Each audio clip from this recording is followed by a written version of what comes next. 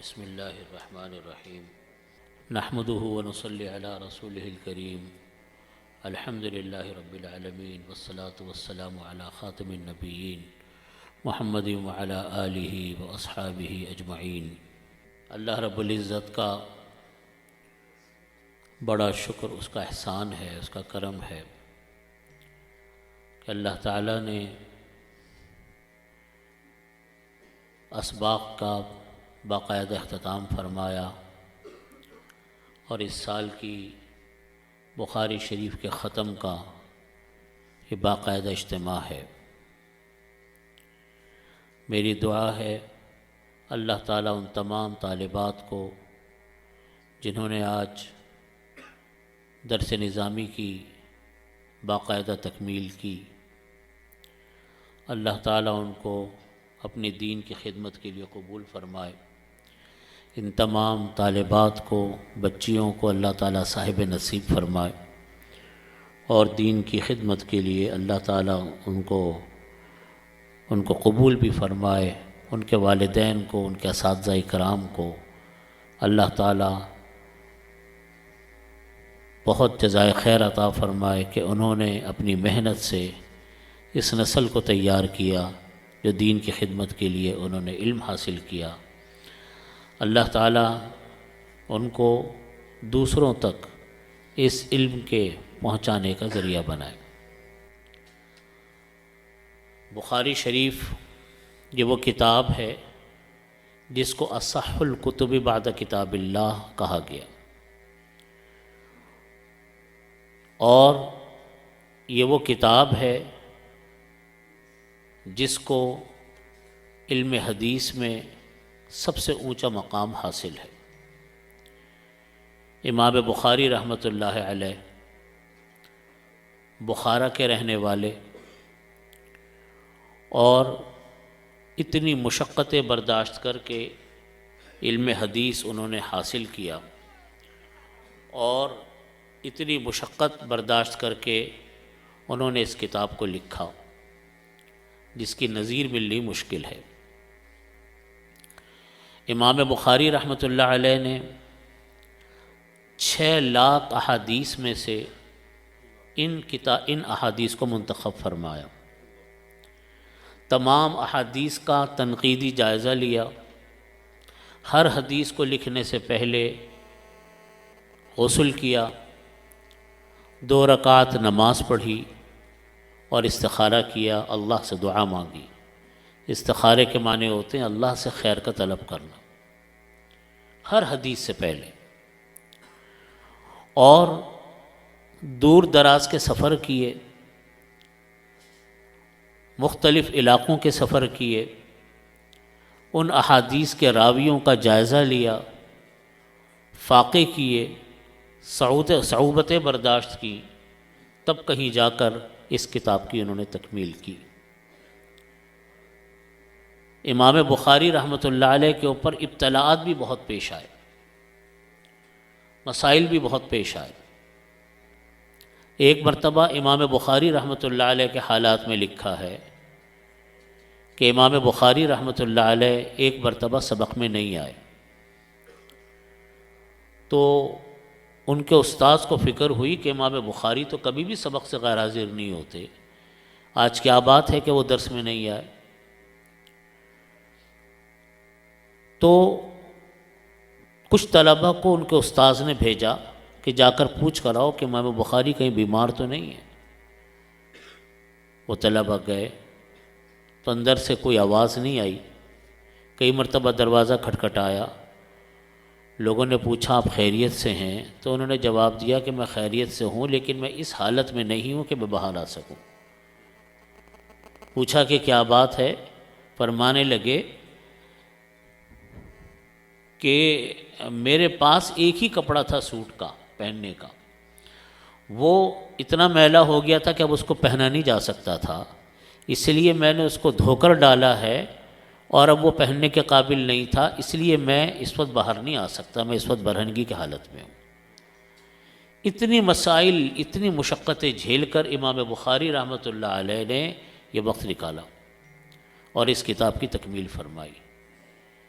اسی لیے اس کتاب کو کہا جاتا ہے اصح الکتب بعد کتاب اللہ، کہ اللہ کی کتاب کے بعد، قرآن پاک کے بعد سب سے زیادہ اصح ترین کتاب یہ کتاب بخاری ہے، جس کے آگے بڑے بڑے محدثین کی گردنیں بھی جھکتی ہیں۔ علم حدیث اللہ تعالیٰ کو جس دور میں بھی کام لینا ہوتا ہے، اللہ تعالیٰ اس کی صلاحیت انسان کے اندر پیدا فرما دیتے ہیں۔ انا نحن نزلنا الذکر وانا لہ لحافظون، ہم ہی اس کی حفاظت کریں گے، ہم نے ہی اس کو نازل کیا۔ قرآن پاک کی حفاظت اللہ نے کرنی ہے۔ قرآن پاک کی تشریح کے لیے اللہ نے اپنے نبی بھیجے۔ انا نحن نزلنا الذکر، ہم نے ذکر نازل کیا، قرآن پاک نازل کیا، وانا لہ لحافظون، اس کی حفاظت ہم نے ہی کرنی ہے۔ اور اللہ تعالیٰ کی یہ کتاب کی حفاظت اللہ نے ایسی کی کہ دنیا میں کسی کتاب کی ایسی حفاظت نہیں ہو سکتی جیسی حفاظت اللہ نے کلام پاک کی۔ وہ حفاظت یہ کی کہ کلام پاک کی حفاظت کے لیے یہ حروف اور کتابیں کے اوپر ہی نثار نہیں فرمایا، بلکہ اللہ تعالیٰ نے اس قرآن پاک کو انسان کے سینوں میں محفوظ کر دیا۔ کہاں تک کون کہاں سے نکالے گا؟ اور ایک نہیں، دو نہیں، لاکھوں کروڑوں کے حساب سے اللہ تعالیٰ نے وہ حفاظ تیار کیے ہیں۔ آپ کوئی کتاب غلط پڑھ لیں تو کوئی نہیں ٹوکتا آپ کو، لیکن قرآن پاک آپ کہیں ایک آیت کی زبر زیر پیش بھی غلط کر دیں، پورے مجمع میں سے کئی آوازیں اٹھیں گی کہ آپ کی اصلاح کر دیں گی، کوئی نہیں اس کو غلط پڑھ سکتا۔ قرآن پاک کی تشریح کے لیے اللہ نے اپنے انبیاء کرام قرآن کریم کی تشریح کے لیے نبی کریم صلی اللہ علیہ وسلم بھیجے۔ یہ عادت اللہ ہے، اللہ کی عادت ہے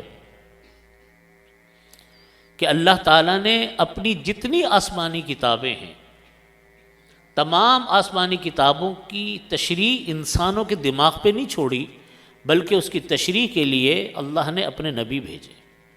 قرآن پاک کے ساتھ نبی کریم صلی اللہ علیہ وسلم آئے، انجیل کے ساتھ عیسیٰ علیہ السلام کو بھیجا، توریت کے ساتھ حضرت موسیٰ علیہ السلام کو بھیجا، زبور کے ساتھ حضرت داؤد علیہ السلام کو بھیجا، قرآن پاک کے ساتھ نبی کریم صلی اللہ علیہ وسلم آئے۔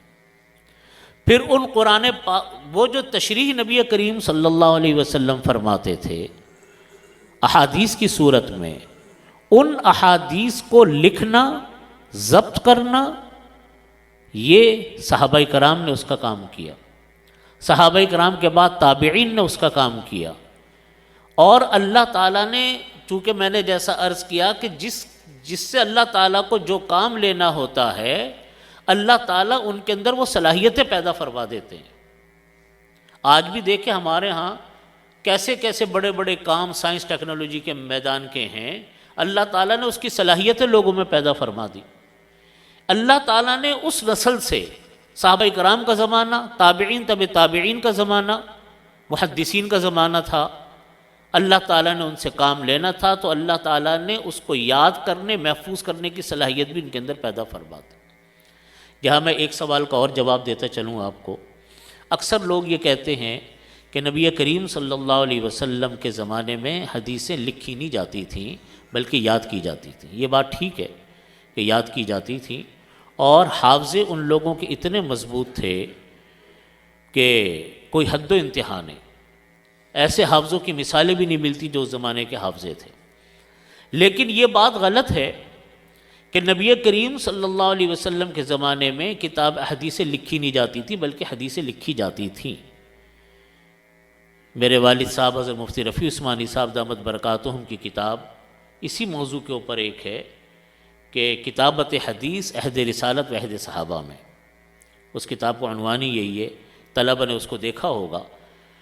اور یہ ان منکرین حدیث کا جواب ہے جو منکرین حدیث یہ کہتے تھے کہ نبی کریم صلی اللہ علیہ وسلم کے زمانے میں حدیثوں کو کسی نے نہیں لکھا۔ اس کے جواب میں والد صاحب کی کتاب ہے کتابت حدیث عہد رسالت و عہد صحابہ میں۔ اس میں لکھا کہ صحیفہ حمام ابن منبہ، حضرت حمام ابن منبہ نے وہ کتاب ایک صحیفہ لکھا جس میں احادیث لکھی نبی کریم صلی اللہ علیہ وسلم کی. وہ صحیفہ غائب ہو گیا تھا لیکن احادیث ان کی موجود ہیں جو روایات میں آتی ہیں. آج یورپ کی ایک غالباً فرانس کی لائبریری سے مولانا حمید اللہ صاحب، ڈاکٹر حمید اللہ صاحب جو پیرس میں رہتے تھے، بڑے اونچے درجے کے عالم اور بزرگ تھے، ان کو وہ صحیفہ ملا فرانس کی ایک لائبریری سے. جب اس کا موازنہ ان روایات سے کیا گیا جو حضرت حمام ابن منبہ سے منقول ہیں تو سر مور میں فرق نہیں تھا. تو یہ جواب ہے ان منکرین حدیث کا جو منکرین حدیث یہ کہتے ہیں کہ حدیثیں نہیں لکھی گئیں نبی کریم صلی اللہ علیہ وسلم کے زمانے میں. حدیثیں لکھی گئیں اور بڑی تعداد میں لکھی گئیں، لیکن اس زمانے میں لکھنے کا رواج اتنا نہیں تھا بلکہ حافظے کا رواج تھا. امام زہری رحمۃ اللہ علیہ فرماتے، ان کے بارے میں علماء اہل حدیث فرماتے، شمس الدین زہری رحمۃ اللہ علیہ، کہ امام زہری کو آپ ایک پہاڑ پر کھڑا کر دیں، ٹیلے پہ کھڑا کر دیں اور ان کے سامنے ایک ایک راوی کو لاتے رہیں، وہ اس کی پوری تفصیل بتا دیں گے کہ یہ کہاں پیدا ہوا، اس کا مقام کون سا تھا، اس کا حدیث میں درجہ کون سا تھا. یہی کام تمام رجال نے کیا. رجال کا یہی کام ہے. ایک یہ جو اسماء الرجال کی کتابیں ہیں ہمارے ہاں جن سے لائبریریاں بھری پڑی ہیں ماشاءاللہ، ان اسماء الرجال نے یہی کام کیا کہ ایک ایک آدمی، ایک ایک راوی کی ساری تشریح، ساری تفصیل انہوں نے اپنی کتابوں میں لکھی. یہ جتنی سند یہاں پر آ رہی ہے، آپ کے سامنے جو سند ابھی پڑھی گئی، اس سند میں جتنے راوی آ رہے ہیں کہ احمد ابن اشقاق قال حدثنا محمد ابن فضیل عن عمارہ ابن القعقاع عن ابی زرعہ عن ابی ہریرہ، ایک ایک راوی کے سارے حالات کتابوں کے اندر ہیں، کون کس درجے کا راوی ہے. اور ایسا کوئی علم و فن دنیا میں موجود نہیں، توریت نہیں ہے، زبور نہیں ہے، انجیل نہیں ہے، جس کی سند آج محفوظ ہو. اور کسی نبی کی کوئی تعلیم ایسی نہیں جس کی سند آج تک موجود ہو. کوئی ان سے پوچھے کہ آپ جو آج ہمیں اپنی توریت سناتے ہیں، یہودیوں سے کوئی کہہ کے توریت سناتے ہیں یا عیسائیوں سے کہیں کہ آپ ہمیں کوئی انجیل سناتے ہیں، اس کی سند کیا ہے؟ ان کے پاس سند کوئی نہیں ہے، بس جو وہ کہہ رہے ہیں آپ مان لیں ان کی بات. ہمارے ہاں معاملہ یہ ہے کہ جن استاذ نے یہ حدیث شریف پڑھی طالبات نے، یا میرے استاذ جن سے میں نے یہ حدیث پڑھی، میرے استاذ کا نام تھا حضرت مولانا صاحبان محمود صاحب رحمۃ اللہ علیہ، شیخ الحدیث تھے دارالعلوم کے. بخاری شریف میں نے ان سے پڑھی. وہ میرے والد صاحب کے بھی استاذ تھے، میرے دادا استاذ بھی تھے، براہ راست استاذ بھی تھے. ان سے لے کر مجھ سے لے کر میرے استاذ تک، میرے استاذ سے لے کر امام بخاری تک، امام بخاری سے لے کر نبی علیہ الصلوۃ والسلام تک پوری سند بالتفصیل آج ہمارے پاس موجود ہے. کوئی حدیث ایسی نہیں جس سے کوئی میرے سے یہ پوچھے کہ آپ اپنی سند بتائیں، میں ان کو اپنی سند نہ بتا سکوں. 1400 سال تک ہر عالم اپنی پڑھی ہوئی حدیثوں کی سند اپنے استاذ تک بتا سکتا ہے. اس سے بڑا کیا ثبوت ہوگا اس ذخیرہ حدیث کے حق ہونے کا؟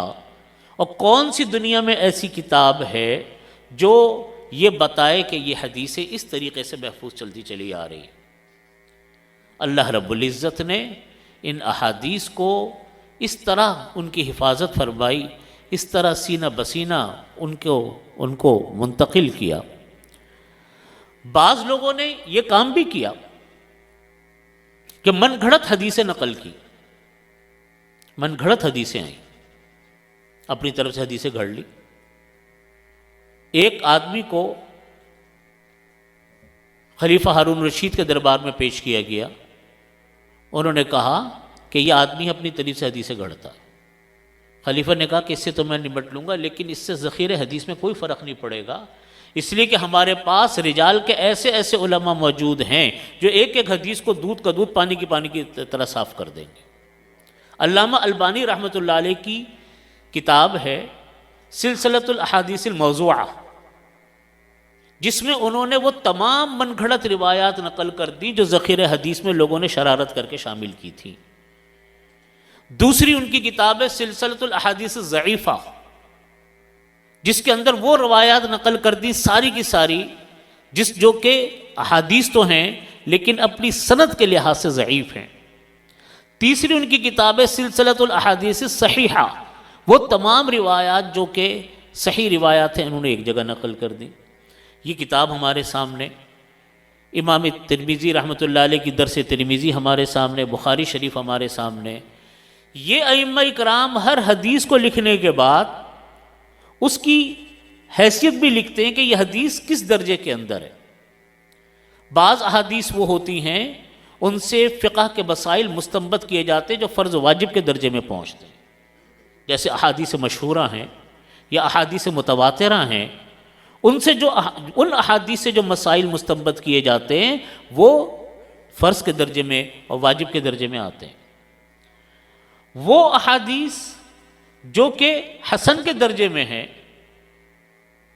ان کا درجہ نسبتاً کم ہے، وہ احادیث جو کہ ضعیف کے درجے میں ہیں ان کا درجہ نسبتاً کم ہے۔ یہ ساری تفصیل حضرات محدثین نے اپنی اپنی کتابوں میں سند کا درجہ لکھا ہوا ہے۔ یہ اس بات کی دلیل ہے کہ ہر حدیث، اتنی لاکھوں حدیثوں کے ذخیرے میں جب کسی حدیث کو نقل کیا جائے گا اس کا جو درجہ ہوگا حدیث کا، ھذا حدیث حسن غریب، یہ جملہ لکھا ہوا ہوگا۔ اب حضرات نے لکھا ہوا ہے کہ حسن غریب سے کس طرح کے مسائل نکالے جاتے ہیں، ھذا حدیث حسن، یہ حدیث حسن ہے۔ تو یہ ساری ترتیب ایک پورا علم ہے، علم حدیث کا جو لکھا جاتا ہے۔ اسی طریقے سے کتاب، یہ حدیث یہاں پر بھی ہے جو بخاری شریف کی آخری حدیث ہے۔ بات لمبی ہو گئی، میں اپنی بات کو اپنی حدیث پر، اپنے موضوع پر لے کر آتا ہوں۔ یہ باب جو امام بخاری رحمۃ اللہ علیہ نے قائم فرمایا باب قول اللہ ونضع الموازین القسط لیوم القیامہ، کہ ہم، اللہ تعالیٰ فرماتے ہیں کہ ہم موازین کو مقرر کریں گے، میزان کو ہم مقرر کریں گے انصاف کے لیے قیامت کے دن۔ قیامت کے دن انصاف کے لیے اللہ تعالیٰ فرماتے ہیں کہ ہم ان موازین کو مقرر کریں گے، پیمانوں کو، ترازو کو لگائیں گے۔ اس باب میں امام بخاری رحمۃ اللہ علیہ یہ باب لے کر آئے۔ امام بخاری رحمۃ اللہ علیہ کا جو یہ باب ہے، ایک باب امام بخاری رحمۃ اللہ علیہ نے کتاب التوحید کا باب بدء الوحی کتاب کے شروع میں ذکر کیا، جس کے اندر روایت لے کر آئے انما الاعمال بالنیات۔ اسی کی دوسری روایت یہاں پر لے کر آئے، اس کا تعلق بھی کتاب التوحید سے ہے، اس کا تعلق بھی کتاب التوحید سے ہے۔ اور یہ امام بخاری رحمۃ اللہ علیہ کے عجیب اسلوب ہے، عجیب طرز ہے۔ امام بخاری رحمۃ اللہ علیہ نے ترجمۃ الباب قائم کیے۔ ترجمۃ الباب کا مطلب ہے ہر باب کے اندر اوپر ایک عنوان قائم کیا، اور وہ عنوان ایسے عجیب و غریب ہیں کہ ان کی تشریح میں آج ہزار سال نکل گئے اور علماء اس کی نت نئی تشریحیں کرتے رہتے ہیں۔ مختلف عناوین قائم فرماتے ہیں، مختلف تراجم الابواب قائم فرماتے ہیں، اور اس سے مختلف مسائل مستنبط فرماتے ہیں۔ کتاب التوحید کی ایک روایت شروع میں لے کر آئے باب بدء الوحی کے اندر، جس کے اندر کی روایت نقل فرمائی کہ انما الاعمال بالنیات، اور اسی کی باب کی ایک اور حدیث آخر میں لے کر آئے کتاب التوحید کی، جس کے اندر یہ فرمایا کہ کلمتان حبیبتان الی الرحمن خفیفتان علی اللسان ثقیلتان فی المیزان سبحان اللہ وبحمدہ سبحان اللہ العظیم۔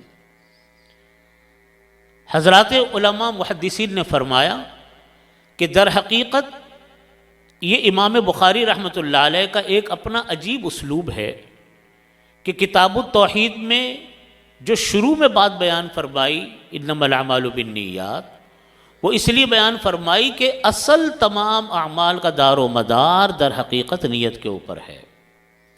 انسان جب کوئی کام کرتا ہے دنیا میں تو اصل بنیاد اس کی کیا ہوتی ہے؟ نیت ہوتی ہے۔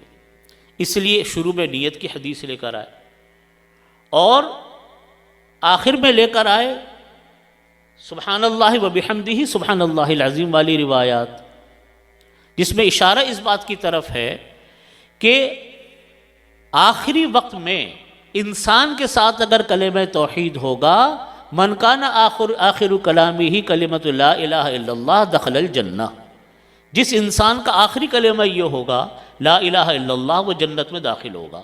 اشارہ اس بات کی طرف ہے کہ انسان کو اپنے ایمان کی حفاظت آخر تک کرنی چاہیے اور کلمے کے اوپر انسان کا اختتام ہونا چاہیے۔ حضرت مولانا مفتی محمد حسن صاحب رحمۃ اللہ علیہ، جامع اشرفیہ لاہور کے بانی و محتمم، حضرت تھانوی قدس اللہ سرہ کے اجل خلفاء میں سے تھے۔ ان کا ملفوظ میں نے اپنے بزرگوں سے سنا، حضرت مفتی محمد حسن صاحب رحمۃ اللہ علیہ، وہ فرماتے تھے کہ اپنے ایمان کی حفاظت کرتے کرتے اس کو تم قبر تک لے جاؤ، آباد میں جیت ہی جیت ہے۔ اپنے ایمان کی حفاظت کرتے کرتے قبر تک لے جاؤ، بعد میں جیت ہی جیت ہے۔ اشارہ اس کی طرف ہے کہ در حقیقت آخر کلام انسان کا، آخر وقت میں انسان کو اگر توحید نصیب ہو جائے، کلمہ نصیب ہو جائے، اللہ تعالیٰ اس انسان کو جنت میں داخل فرماتے ہیں۔ بعض حضرات محدثین نے یہ فرمایا کہ جو شروع میں کتاب التوحید کی روایات لے کر آئے امام بخاری رحمۃ اللہ علیہ، وہ ایمان کے ایجابی پہلو تھے، اور جو روایات یہاں لے کر آئے یہ ایمان کے سلبی پہلو ہیں۔ سلبی پہلو سے مطلب یہ کہ چونکہ اس کے اوپر امام بخاری رحمۃ اللہ علیہ نے معتزلہ کا رد کیا، اور معتزلہ یہ کہتے تھے کہ اللہ کا جو کلام ہے وہ مخلوق ہے، تو اس کے رد کے اندر چونکہ یہ روایت لے کر آئے تو عقائد باطلہ اور فرق باطلہ، فرق ضالہ کا امام بخاری رحمۃ اللہ علیہ نے رد کرنا تھا، لہٰذا ایمان کے ایجابی پہلوؤں کو یہاں ذکر کیا۔ تیسرا قول یہی ہے کہ در حقیقت اس بات کی طرف اشارہ ہے کہ توحید کی ہمیں من المہد الی اللحد ضرورت ہے، ابتدا سے لے کر انتہا تک توحید کی ضرورت ہے، اس لیے ابتدا میں بھی لے کر آئے اور انتہا کے اندر بھی یہ بات لے کر آئے، تاکہ اشارہ اس بات کی طرف ہو کہ توحید سے انسان کا کوئی لمحہ خالی نہیں ہے۔ پھر آگے امام فرمایا کہ ان اعمال بنی آدم وقولہم یوزن، کہ انسان کے جو اعمال ہیں اور اس کے جو اقوال ہیں ان کو تولا جائے گا۔ یہ جو اوپر باب قائم کیا وَنَزَعُ الْمَوَازِينَ، کہ ہم موازین، جمع ہے میزان کی، ہم بہت سارے ترازوؤں کو رکھیں گے۔ اس کے بارے میں علماء نے فرمایا کہ ترازو تو ایک ہی ہوگا، لیکن اللہ رب العزت اس ترازو کے اندر جو اعمال کی قسمیں تولی جائیں گی وہ بہت انواع اقسام کی ہوں گی۔ ایسی چیزیں ہوں گی جس کا دنیا کے اندر بھی کوئی حال نہیں ہے، ان کو نہیں تولا جاتا۔ اس لیے چونکہ اعمال مختلف نوعیت کے ہوں گے اور ہر عمل کے تولنے کا انداز اللہ ہی کو پتہ ہے کہ وہ کون سا ہوگا، اس لیے فرمایا کہ نزع الموازین، بہت سارے میزان ہوں گے۔ اور بعض اوقات اللہ تعالیٰ کے ہاں در حقیقت اعمال کی کثرت مطلوب نہیں ہوتی، بلکہ اعمال کا وزن مطلوب ہوتا ہے۔ ایک ہوتا ہے آدمی بہت سارے عمل کر رہا ہے لیکن اللہ کے ہاں کوئی قدر و قیمت نہیں، اور بعض اوقات انسان کا ایک عمل ہوتا ہے، وہ ایک عمل اتنا بھاری بھرکم ہوتا ہے اللہ کی بارگاہ میں کہ وہ اس کی نجات کے لیے کافی ہو جاتا ہے۔ ایک عمل ہوگا، لیکن حدیث شریف میں فرمایا کہ بعض اوقات کسی انسان کے ترازو میں جب کلمہ لا الہ الا اللہ ڈالا جائے گا پورا ترازو اس کا جھک جائے گا۔ حدیث شریف میں واقعہ آتا ہے کہ ایک غزوے کے موقع کے اوپر، غالباً غزوہ خیبر تھا، اس خیبر کے موقع پر ایک چرواہا نبی کریم صلی اللہ علیہ وسلم کے پاس آئے۔ اس سے پہلے وہ لوگوں سے پوچھتے تھے جن کے پیچھے، لوگوں صحابہ کرام سے پوچھتے تھے جن کے پیچھے آپ جاتے ہو یہ کون ہے؟ لوگ کہتے تھے ہمارے نبی ہیں۔ تو وہ چرواہا کہنے لگا میری بھی ملاقات کرواؤ۔ اس چرواہے نے جا کر نبی کریم صلی اللہ علیہ وسلم کے خیمے میں گئے تو دیکھا تو آپ چٹائی کے اوپر تھے اور سر کے نیچے پتھر رکھا ہوا تھا۔ بڑے حیران ہوئے کہ دنیا میں ایسے بھی کوئی بادشاہ ہوتا ہے۔ آپ سے باتیں کی چرواہے نے، اور باتیں کرنے کے بعد انہوں نے کہا کہ آپ مجھے کلمہ پڑھوا دیں، میں ایمان قبول کرتا ہوں۔ نبی کریم صلی اللہ علیہ وسلم نے کلمہ پڑھوایا. پھر انہوں نے کہا کہ میں کیا عمل کروں؟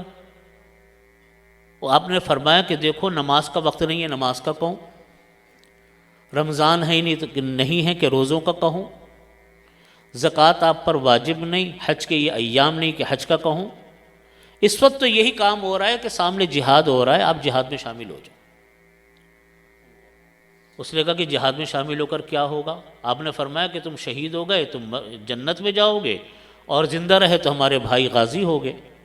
اس نے کہا کہ میری رنگت کالی، کیونکہ اس زمانے میں کالی رنگت گوری رنگت بہت بڑی چیز سمجھی جاتی تھی، کالی رنگت والوں کو کوئی گھاس نہیں ڈالتا تھا.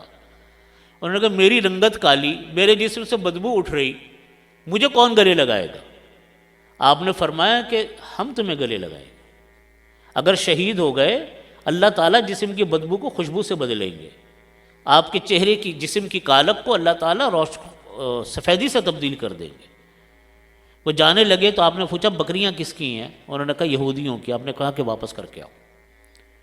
اس سے یہ مسئلہ بھی نکلتا ہے کہ غیر مسلموں کا مال، اس کا تحفظ مسلمان کی ذمہ داری ہے. جیسا ہمارے یہاں لوگ کہتے ہیں کہ غیر مسلموں کا مال اڑا دو تباہ کر دو، غلط کہتے ہیں. آپ نے یہودیوں کا مال واپس کروایا، اور جب واپس آئے آپ نے کہا چلے جاؤ. جیسے ہی میدان جہاد میں قدم رکھا کلمہ پڑھنے کے بعد آپ صلی اللہ علیہ وسلم کے ہاتھ پر جاتے ہی شہید ہو گئے. نہ نماز پڑھی، نہ روزہ رکھا، نہ حج کیا، نہ زکوٰۃ دی، نہ کوئی اور کار خیر کیا، بس کلمہ پڑھا، جا کے شہید ہو گئے. اب جب شہداء کی میتیں رکھی گئیں تو صحابہ اکرام نے آ کر کہا یا رسول اللہ، اور شہیدوں کو تو ہم پہچانتے، ایک شہید بالکل ہمارے لیے نیا، یہ ہماری صفوں میں کہاں سے آیا کب آیا ہمیں نہیں پتہ، ہم نہیں جانتے اس کو. آپ نے فرمایا مجھے دکھاؤ. جا کر ان کو دکھایا تو یہ وہی صحابی تھے جو تھوڑی دیر پہلے کلمہ پڑھ کر گئے تھے. آپ نے فرمایا تم نہیں جانتے میں جانتا ہوں. پھر آپ نے ان کا واقعہ بتایا، اور آپ نے فرمایا کہ میری آنکھیں دیکھ رہی ہیں کہ اللہ نے اس کے جسم کی کالک کو سفیدی میں تبدیل کر دیا، جسم کی بدبو کو اللہ نے خوشبو میں تبدیل کر دیا، اور میری آنکھیں دیکھ رہی ہیں کہ اللہ نے اس کو جنت میں پہنچا دی. تو دیکھیے ایک کلمہ ہے، کوئی نامہ اعمال میں کچھ نہیں ہے، لیکن اتنا بھاری بھرکم، اتنا وزنی ہے کہ اس نے نامہ اعمال کو جھکا دیا. اسی لیے فرمایا کہ اللہ کے ہاں در حقیقت اعمال کی کثرت نہیں مطلوب، اعمال کا وزن مطلوب ہے. اعمال کا وزن مطلوب، اعمال میں وزن اللہ تعالیٰ پیدا فرما دے. اعمال میں وزن کیسے پیدا ہوتا ہے یہ سمجھ لیں بات کو. اللہ تعالیٰ مجھے بھی توفیق دے، آپ کو بھی توفیق دے. مشکل کام یوں ہے کہ دھیان نہیں ہوتا، اس لیے مشکل ہے. دھیان ہو تو آسان ہے. نمبر ایک چیز اعمال میں وزن پیدا کرنے کے لیے اخلاص ہے. ہر کام اللہ کے لیے. لوگ کہتے ہیں کہ بھئی اللہ کے لیے تو ہوتا ہی ہے، نہیں یہ بات نہیں ہے. دھیان اللہ کے لیے ہونے کا مطلب یہ ہے کہ اس کام کو کرتے وقت غیر اللہ کی کوئی نیت دل میں نہ ہو، کوئی نیت غیر اللہ کی نہ ہو کہ کون کیا کہے گا کیسے کہے گا، کچھ نہیں. یہ نیت بہت بڑی چیز ہوتی ہے، اور جب نیت کے ساتھ عمل ملتا ہے تو وہ اس نیت کو مؤکد کر دیتا ہے. صرف تنہا نیت بھی کافی نہیں ہوتی، ہر عمل اللہ کے لیے. اب ہم اپنے بہت سارے نیک اعمال برباد کر دیتے ہیں غلط نیت کی وجہ سے. خاص طور پہ معاشرت کے معاملات میں، حقوق العباد کے معاملات میں ہم اپنی نیت غلط کر کے اس نیت کو ضائع کر دیتے ہیں. مثلا ایک آدمی کسی کی بیمار پرسی کے لیے گیا، ایک نیت تو یہ ہے کہ میں اللہ کے لیے جا رہا ہوں. حدیث شریف میں فرمایا کہ جو آدمی کسی کی عیادت کرتا ہے، جتنی دیر عیادت کرتا ہے اتنی دیر وہ جنت کے باغات میں سے ایک باغ میں ہوتا ہے. جتنی دیر عیادت کرتا ہے ملائکہ اس کے لیے دعائیں کرتے ہیں رحمت کی. ایک نیت یہ، اور ایک نیت یہ کہ بھئی میں نہیں جاؤں گا تو برا لگے گا، دوسرا ناراض ہو جائے گا کہ مجھ کو پوچھنے نہیں آئے، خاندان کے سارے لوگ ملنے چلے گئے میں تو گیا ہی نہیں، اب لوگ کیا کہیں گے. ایک نیت یہ. اب جب آدمی جا رہا ہے یہ نیت کر کے جائے کہ مجھے کسی کی پرواہ نہیں، میں صرف اللہ کے لیے جا رہا ہوں. ان صلاتی و نسکی و محیایا و مماتی للہ رب العالمین. میرا جینا مرنا، میری نمازیں، میری عبادتیں، سب کچھ اللہ کے لیے۔ حقوق العباد میں نا نیت ہم لوگ غلط کر دیتے، ریاکاری آتی حقوق العباد کے اندر ہے زیادہ تر، معاشرت کے معاملات میں۔ عبادتوں کے اندر ریاکاری کم آتی ہے۔ کون آدمی آئے گا مسجد میں اس لیے کہ لوگ مجھ کو دیکھیں؟ کیا پڑھی ہے؟ کوئی روزہ کون رکھے گا کہ لوگ مجھ کو کہیں میں نے روزہ رکھا؟ بہت ہوتی ہوگی، بہت کم۔ اصل ریاکاری آتی ہی معاشرت کے اندر ہے، حقوق العباد کے معاملات۔ وہاں اللہ کی نیت بڑی مشکل سے ہوتی ہے ہم لوگوں سے۔ کوئی ماحول ہمارا ایسا، کچھ ہماری سوچ ایسی۔ مثلا میں چھوٹی سی مثال دوں، آپ کسی کے ہاں شادی میں گئے، شادیاں تو خاندانوں میں آتی جاتی رہتی ہیں۔ شادی میں آپ کسی کے ہاں گئے، ایک نیت یہ ہے کہ جی بلایا اس نے، نہیں جائیں گے تو شکایت ہوگی، قریبی رشتہ، دوست ہے، پڑوسی ہے، نہیں بھئی جانا ضروری ہے ورنہ وہ شکایت کرے گا، وہ بھی تو ہمارے ہاں شادی میں آیا تھا۔ ایک نیت یہ ہے۔ اور ایک نیت یہ ہے کہ میں اس لیے شرکت کر رہا ہوں کہ وہ میرا بھائی ہے، وہ میرا عزیز ہے، اس کا میرے اوپر حق ہے، اللہ تعالیٰ نے صلہ رحمی رکھی ہے، صلہ رحمی ہے ہی یہی کہ خوشی میں شامل ہو، غمی میں شامل ہو، تو میں اس خوشی کے موقع پہ جا رہا ہوں، اللہ کا حکم پورا کرنے جا رہا ہوں۔ ایک یہ نیت ہے۔ دونوں نیتوں میں زمین آسمان کا فرق ہے کہ نہیں ہے؟ ایک انسانوں کے لیے ہو گئی اور ایک اس لیے ہو گئی کہ اللہ کے لیے ہو گئی۔ بیماری کی عیادت کرنے کا ایک اس لیے ہو گئی کہ اللہ کے لیے کر رہا ہوں، ایک اس لیے ہو گئی کہ نہیں شکایتیں ہو جائیں گی۔ کسی کو اپنے گھر آپ نے دعوت دی، ایک اس لیے دعوت دی کہ اس نے بھی آپ کو دعوت دی تھی، یہ تو برابری ہو گئی۔ آپ نے فرمایا کہ لیس الواصل بالمکافی، صلہ رحمی کرنے، برابری کرنے والا صلہ رحمی کرنے والا نہیں ہوتا۔ فرمایا کہ صلہ رحمی یہ ہے کہ دوسرا قطع تعلق کرے، آپ صلہ رحمی کرو، یہ صلہ رحمی ہے۔ دوسرا حق ادا نہیں کرتا، آپ حق ادا کرو، تو پتہ چلتا ہے یہ ہے اخلاص۔ ہر عمل اللہ کے لیے، غیر اللہ کے لیے کچھ نہیں۔ ہمارے حضرت ڈاکٹر عبداللہ صاحب عارفی رحمۃ اللہ علیہ تو یہاں تک فرماتے تھے کہ آپ گھر میں آتے ہو، آنے کے بعد اپنے بچے کو گود میں اٹھاتے ہو، اور بچہ چھوٹا، آپ بھی اس کو یاد کر رہے ہیں، بچہ بھی باپ کے انتظار میں ہے۔ آدمی آیا، بچے کو گود میں اٹھایا، فرمانے لگے اٹھانے سے پہلے 1 منٹ رک جاؤ، صرف یہ نیت کر لو کہ یا اللہ، آپ کے نبی صلی اللہ علیہ وسلم کی سنت یہ تھی کہ آپ بچوں کو گود میں اٹھاتے تھے۔ حضرت حسن، حضرت حسین رضی اللہ عنہما آپ کے نواسے، وہ آپ کی گردنوں پہ ہوتے، آپ کی گودوں میں ہوتے، خطبے کے وقت آپ ان کو گود میں لے کے خطبہ دیتے۔ فرماتے اس کی نیت کر لو، اتباع سنت کا ثواب ملے گا۔ یہاں تک فرمایا۔ تو فرماتے پہلی چیز عمل اخلاص، اور دوسری جو وزن اعمال کے لیے ضروری ہے وہ ہے صدق، یعنی ہر عمل سنت کے مطابق، ہر عمل سنت کے مطابق ہو۔ یہ 2 عمل انسان کر لے، اللہ تعالیٰ اس کی تجارت کو بھی ثواب بناتے ہیں، اس کے نیک عمل کو بھی اللہ تعالیٰ ثواب بناتے ہیں۔ اس کو ہمارے بزرگ یوں فرماتے ہیں کہ یہ دنیا داری نہیں، جو لوگ ملازمت کرنے جا رہے ہیں، تجارت کرنے جا رہے ہیں، وہ دنیا داری نہیں کر رہے، اگر وہ 2 شرطوں کو پورا کرتے ہیں، وہ بھی دین ہے۔ حضرت سعد رضی اللہ عنہ نبی کریم صلی اللہ علیہ وسلم مجلس میں بیٹھے ہوئے تھے، حضرت سعد کے ہاتھ پر آپ نے دیکھا کچھ چھالے پڑے ہوئے ہیں۔ آپ نے حضرت سعد کو بلایا، پوچھا سعد کیا ہوا؟ کہا کہ یا رسول اللہ، سارا دن محنت مزدوری کرتا ہوں تو میرے ہاتھ چھل جاتے ہیں۔ آپ نے ان کے ہاتھوں کو لیا اور لے کر ہونٹوں سے لگا کر یوں کر کے پیار کیا۔ فرمایا کہ سعد، جب انسان صبح کو نکلتا ہے، سارا دن محنت مزدوری کرتا ہے اور تھکا ہارا گھر کو آتا ہے، اللہ اس کے سارے گناہوں کو معاف فرماتے ہیں۔ کہنے کو تو دنیا داری ہو رہی ہے، لیکن رزق حلال ہے۔ طلب کسب الحلال فریضۃ بعد الفریضہ کما قال صلی اللہ علیہ وسلم، رزق حلال کا کمانا بھی یہ فرض ہیں دوسرے فرائض کے بعد۔ تو یہ 2 عمل ہیں وزن اعمال کے لیے، نمبر 1 اخلاص، نمبر 2 صدق، یعنی کام سنت کے مطابق۔ آج ہمارے ہاں ایک عجیب جملہ چلا ہوا ہے، لوگ جب گھروں سے کام کرنے نکلتے کہتے ہم دنیا داری کرنے جا رہے ہیں۔ میرے بھائیوں، کیا نبی کریم صلی اللہ علیہ وسلم نے رزق حلال کی ذمہ داری نہیں ڈالی؟ رزق حلال کو فرض نہیں کہا؟ رزق حلال کمانا کتنے بڑے فرائض میں داخل ہے، اس کو ہم دنیا داری نہ کہیں۔ اگر ہم یہ 2 شرطیں پورا کر لیں، یہ دین پر عمل ہے۔ نمبر 1 اللہ کے لیے اخلاص، نیت کہ اس لیے کما رہا ہوں تاکہ اپنے بیوی بچوں کا اپنے گھر میں حلال طریقے سے میں انتظام کر سکوں۔ نمبر 2 سنت ہے نبی کریم صلی اللہ علیہ وسلم کی، اس لیے کر رہا ہوں۔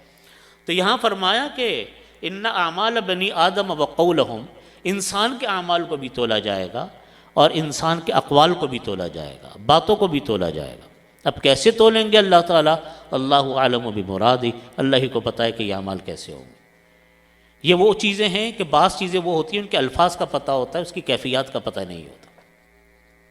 کیفیات کا مطلب یہ کہ وسع کرسیہ السماوات علی الارض، اللہ کی کرسی آسمان و زمین پر حاوی۔ کیسی کرسی؟ اللہ ہی کو معلوم ہے۔ ہم یہ کرسی کہیں گے، یہ تو نہیں ہو سکتی۔ ید اللہ علی الجماعہ، اللہ کا ہاتھ جماعت پر ہے۔ کیسے اللہ کا ہاتھ؟ کس نوعیت کا اللہ کا ہاتھ؟ اللہ ہی جانتا ہے وہ کیسا ہاتھ ہے، ٹھیک ہے نا جی۔ اللہ عالم بمرادی، اللہ ہی کو اس کا مطلب پتہ ہے۔ اللہ تعالیٰ ان وزن اعمال کس طرح کریں گے، اقوال کو کیسے تولیں گے، اعمال کو کیسے تولیں گے، اللہ عالم بمرادی، اللہ ہی کو حقیقت کا پتہ ہے، ہمیں پتہ نہیں۔ بس اتنا معلوم ہے کہ ظلم کسی کے ساتھ نہیں ہوگا، کسی کے ساتھ ظلم نہیں ہوگا، ہر انسان کے ساتھ 100% اعمال کا وزن ہوگا۔ اب اللہ تعالیٰ اگر فیصلہ کر دیتے کہ بھئی فلانا جنت میں جائے گا، فلانا نہیں جائے گا، تو کوئی بول سکتا تھا وہاں پہ اللہ کی بارگاہ میں؟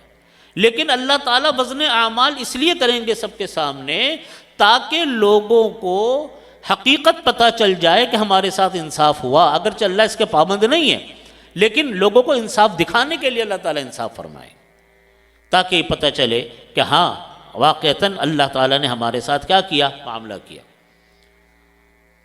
قرآن کریم میں فرمایا اقرأ کتابک کفی بنفسک اليوم حسیبا، تم اپنی اعمال نامے کو پڑھو، تمہارے لیے آج حساب کے لیے یہی کافی، ہر انسان کے ہاتھ میں نامہ اعمال ملے گا۔ ایک روایت میں نے معارف القرآن میں دیکھی، حضرت مفتی صاحب رحمۃ اللہ علیہ نے معارف القرآن میں لکھا کہ جب ایسی آیت کی تشریح کے ذیل میں اقرأ کتابک، اس کے اندر لکھا کہ جب انسان کے سامنے کو ہاتھ میں نامہ اعمال دیا جائے گا تو آدمی نامہ اعمال کو پڑھے گا، کہے گا کہ یا اللہ اس کے اندر تو میرے بڑے بڑے اعمال نہیں لکھے ہوئے، میں نے تو فلانا فلانا عمل بھی کیا تھا، اس میں تو لکھے ہوئے ہی نہیں ہیں۔ اللہ تعالیٰ فرمائیں گے کہ ہم نے لکھے تھے، لیکن چونکہ تم غیبت کیا کرتے تھے اس لیے ہم نے تمہارے فلانے فلانے عمل کو مٹا دیا، اس لیے ہم نے تمہارے فلانے فلانے عمل کو مٹا دیا، ختم کر دیا۔ ہر انسان کے ساتھ انصاف ہوگا۔ وقال مجاہد القسطاس العدل بالرومیہ ویقال القسط مصدر المقسط وهو العادل واما القاسط فهو الجائر۔ امام بخاری رحمۃ اللہ علیہ کی عادت یہ ہے کہ جب وہ تشریح کرتے ہیں تو ساتھ میں کوئی لفظ اگر دوسری جگہ پر بھی آیا ہوا تو اس کی بھی ساتھ میں تشریح کر دیتے ہیں۔ یہاں پہ جب لفظ قسط آیا تو ساتھ میں قسطاس کی بھی تشریح کر دی۔ قرآن پاک کے اندر بعض الفاظ دوسری زبانوں کے بھی آئیں، یہاں اسی لیے فرمایا کہ القسطاس العدل بالرومیہ، قسطاس رومی زبان کا لفظ ہے جو کلام پاک میں استعمال ہوا۔ حسب جہنم، حسب حبشی زبان کا لفظ ہے۔ حسب و جہنم، حسب ایندھن کے معنی میں آتا ہے، وہ لوگ جہنم کا ایندھن ہوں گے، یہ حبشی زبان کا لفظ ہے۔ سجیل، سورہ فیل کے اندر آتے ہیں سجیل کا لفظ، یہ بھی کسی دوسری زبان کا لفظ ہے، لیکن چونکہ اس کو عربی زبان میں لے لیا گیا، عربی زبان میں شائع ہو گیا اور قرآن پاک میں آ گیا، اس کا مطلب عربی کا حصہ بن گیا، یہ زبانوں میں چلتا۔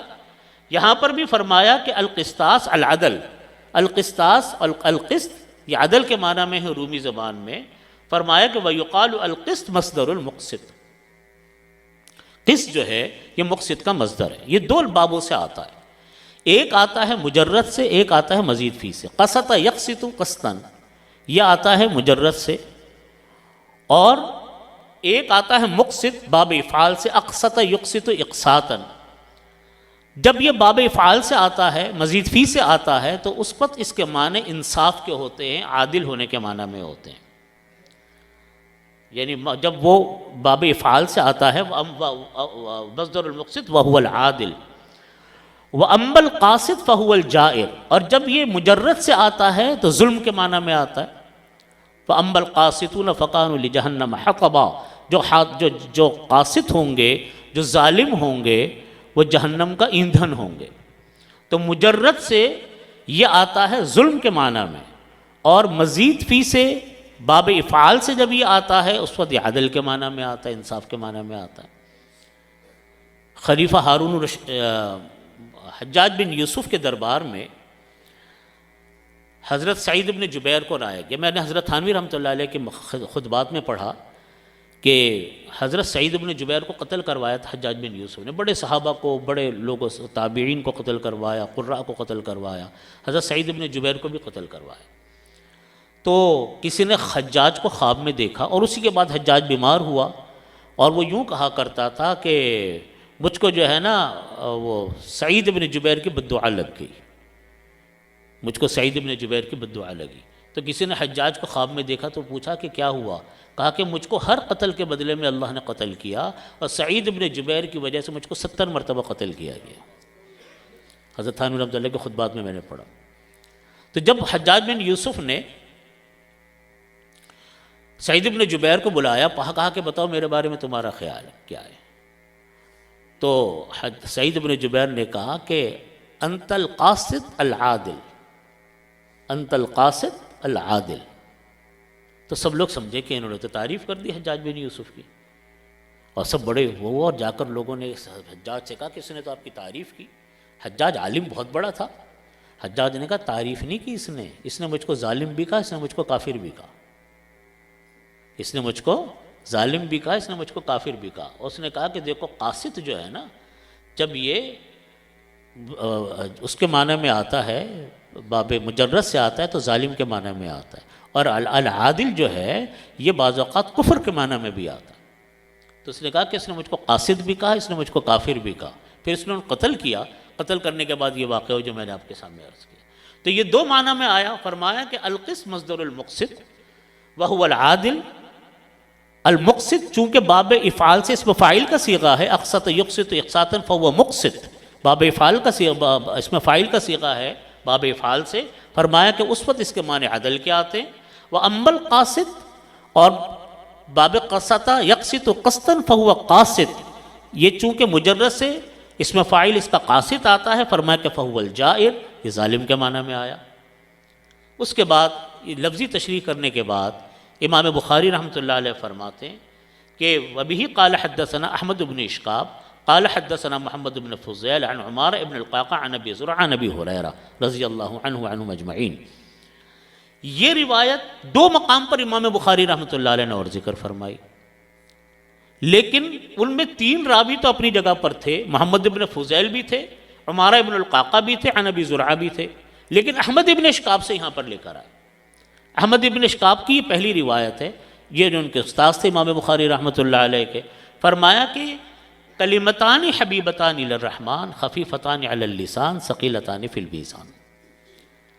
3 صفات ذکر کی اس کی، 3 صفات اس کلمے کی۔ نمبر 1 حبیبتان الی الرحمن، یہ 2 کلمے اللہ کو بے تحاشا پسندیدہ ہیں، یہ 2 کلمے اللہ تعالیٰ کو بے حد پسندیدہ ہیں۔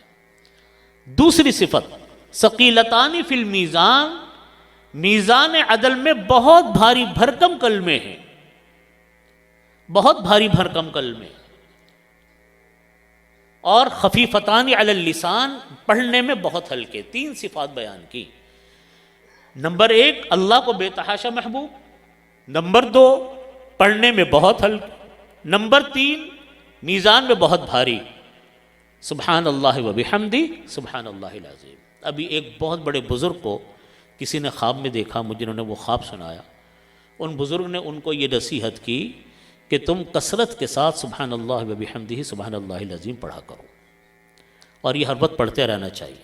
نبی کریم صلی اللہ علیہ وسلم نے ارشاد فرمایا، نبی کریم صلی اللہ علیہ وسلم فرماتے ہیں کہ جو انسان 100 مرتبہ دن میں یہ کلمے پڑھتا ہے سبحان اللہ و بحمدہ سبحان اللہ العظیم، حطت عنہ خطایاہ وان کانت مثل زبد البحر، اللہ تعالیٰ اس کے گناہوں کو معاف فرما دیتے ہیں اگرچہ سمندر کے جھاگ کے برابر بھی کیوں نہ ہو، یہ فرمایا۔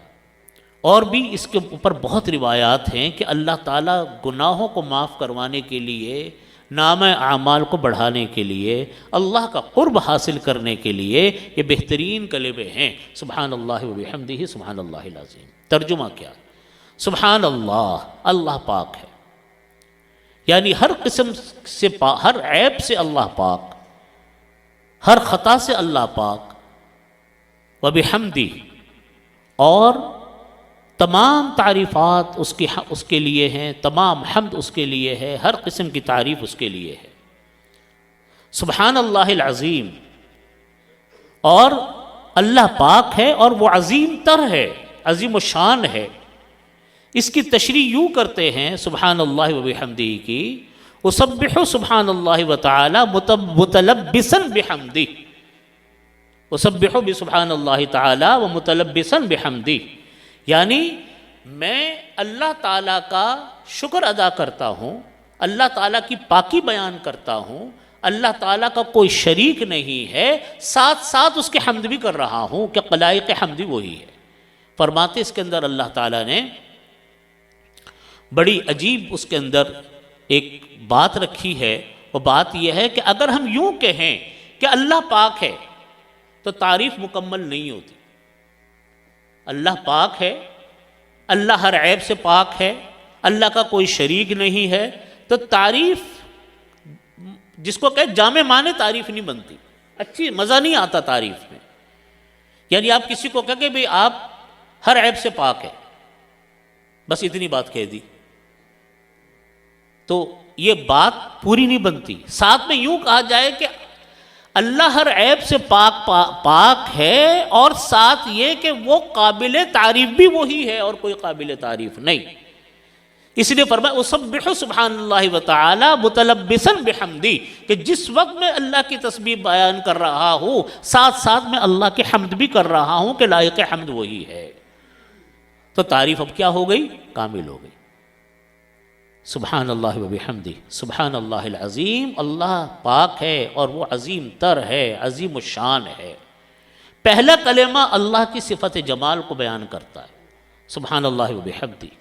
سبحان اللہ العظیم اللہ کی صفت جلال کو بیان کرتا ہے، اور جب دو صفتیں ملتی ہیں، صفت جمال بھی ملے اور صفت جلال بھی ملے، اس کے ساتھ پھر خشیت پیدا ہوتی ہے۔ ان دونوں صفات کے ساتھ خشیت اور خوف میں فرق ہے۔ خشیت ہوتی ہے جس میں عظمت بھی ہو، محبت بھی ہو اور ڈر بھی ہو، جیسے ماں کا ڈر، باپ کا ڈر، استاذ کا ڈر، بزرگوں کا ڈر، کہ ہم محبت بھی ہے، شفقت بھی ہے، اور ساتھ میں ان کا ایک ڈر بھی ہے۔ اس کو کہتے ہیں خشیت۔ اور ایک ہوتا ہے خوف، دشمن کا خوف، بے رحمی کے ساتھ،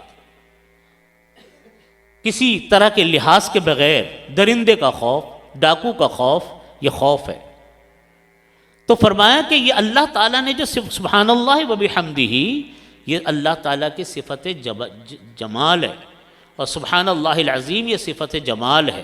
ان دونوں کا مجموعہ یہ خشیت ہے، اور اللہ ہی لائق خشیت ہے۔ اللہ تعالیٰ کے بارے میں یقین ہے کہ اللہ تعالیٰ سے زیادہ مہربان کوئی نہیں، ماں سے زیادہ محبت کرنے والی ذات اللہ کی ہے، ماں سے زیادہ محبت اللہ کو اپنی مخلوق سے ہے۔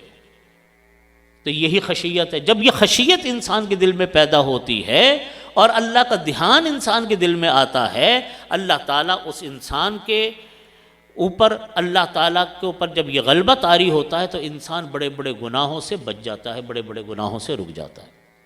یہی در حقیقت خشیت پیدا کرنا مقصود ہے کہ انسان اللہ تعالیٰ کا ڈر اپنے اندر پیدا فرمائے۔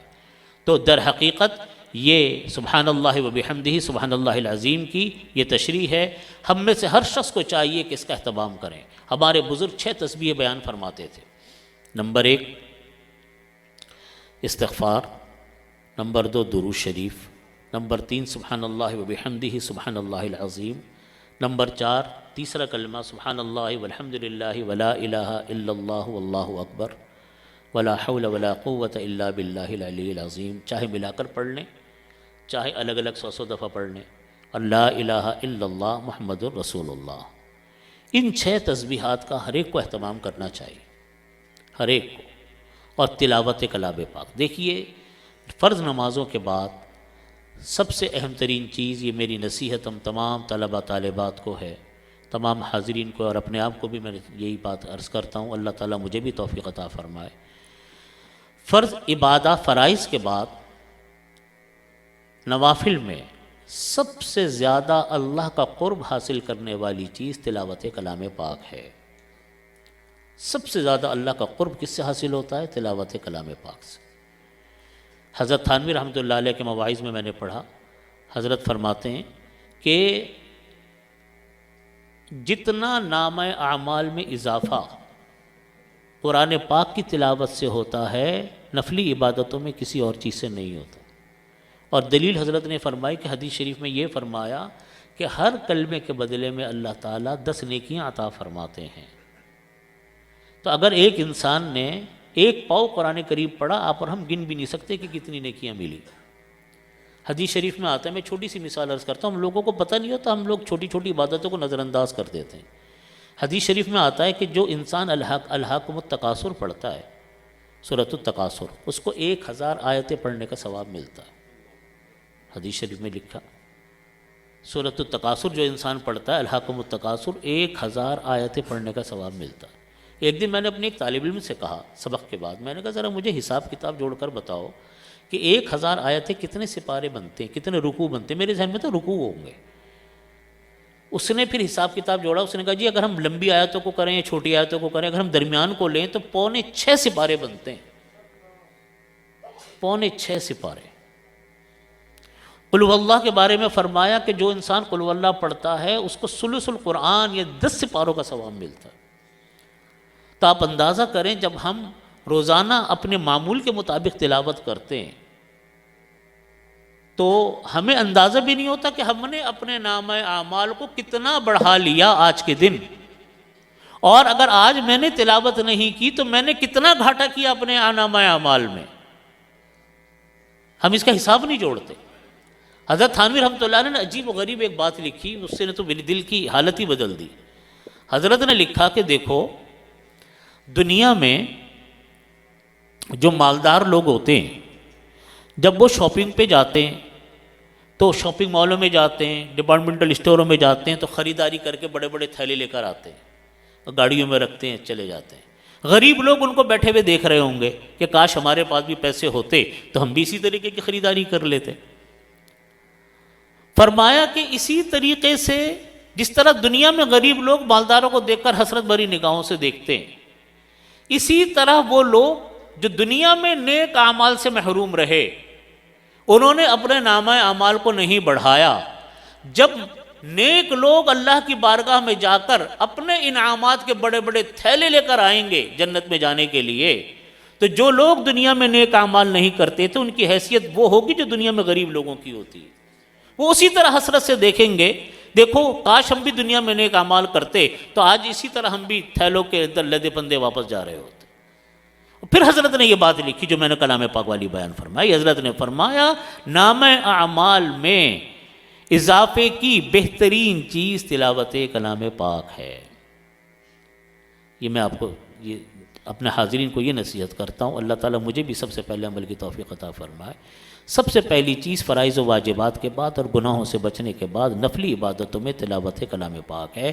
ہمارے سارے بزرگ فرماتے کہنے کو نفلی عبادت ہے لیکن اس کو فرض سمجھو، فرض جیسا سمجھو۔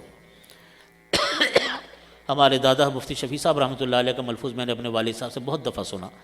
حضرت مفتی صاحب فرماتے تھے کہ دیکھو بھائی، میں آپ کو یہ نہیں کہتا کہ آپ ایک ایک منزل روزانہ پڑھو، مشکل ہوگا، جو پڑھ لے سبحان اللہ بہت بڑی بات ہے، لیکن ایک سپارہ تو پڑھ لیا کرو۔ ایک سپارے کا مطلب ہے کہ 20 منٹ میں ایک سپارہ بڑے اطمینان کے ساتھ پورا ہو جاتا ہے، اس سے پہلے بھی ہو جاتا ہے۔ مہینہ پورا ہوا قرآن پاک پورا ہوا، مہینہ پورا ہوا قرآن پاک پورا ہوا۔ فرمایا کرتے تھے کسی دن اگر ایک سپارہ نہیں پڑھ سکتے آدھا سپارہ پڑھ لو، 10 منٹ میں پورا ہو جائے۔ فرماتے تھے زیادہ جلدی ہے، زیادہ مصروفیت ہے، ایک پاؤ پڑھ لو 5 منٹ میں ہو جائے۔ فرماتے تھے 5 منٹ بھی نہیں لگا سکتے، ایک رکوع پڑھ لو، لیکن ناغہ مت کرو کلام پاک کا۔ پھر فرمانے لگے کہ بہت ہی تمہیں کوئی شیطان کا غلبہ ہے یا بہت کوئی مصروفیت ہے، بہت ہی دل نہیں مان رہا ہے تو 3 آیتیں پڑھ لو، لیکن قرآن پاک سے رابطہ مت توڑو اپنا۔ یہ میں اپنے بھائیوں کو بات عرض کرتا ہوں۔ دوسری بات، قرآن پاک کی تلاوت کے بعد مناجات مقبول پڑھیں۔